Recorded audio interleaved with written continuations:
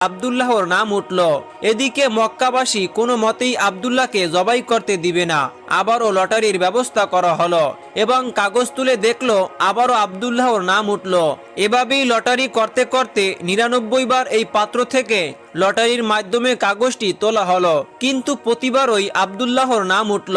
তারপর Abdul Muttalib বললেন, আর কোনো উপায় নেই, এবার আমার প্রিয় আব্দুল্লাহকে জবাই করতেই হবে। যেহেতু আমি মান্যত করেছিলাম তাই আমাকে মান্যত পূরণ করতেই হবে এবং মান্যত পূরণ করার জন্য আমাকে শেষ পর্যন্ত আমার প্রিয় পুত্র আব্দুল্লাহকে জবাই করতে হবে। আব্দুল মুত্তালিবের এই কথা শুনে তারপর তাওরাত পণ্ডিতের কন্যা মরিয়ম বললেন, না, আব্দুল্লাহকে জবাই করা যাবে না। আপনি আবারও নতুন করে লটারির ব্যবস্থা করুন। যতক্ষণ পর্যন্ত উটের নাম না ওঠে ততক্ষণ পর্যন্ত আপনি লটারি চালিয়ে যাবেন। আবারও লটারির ব্যবস্থা করা হলো। একদম শেষ পর্যায়ে অর্থাৎ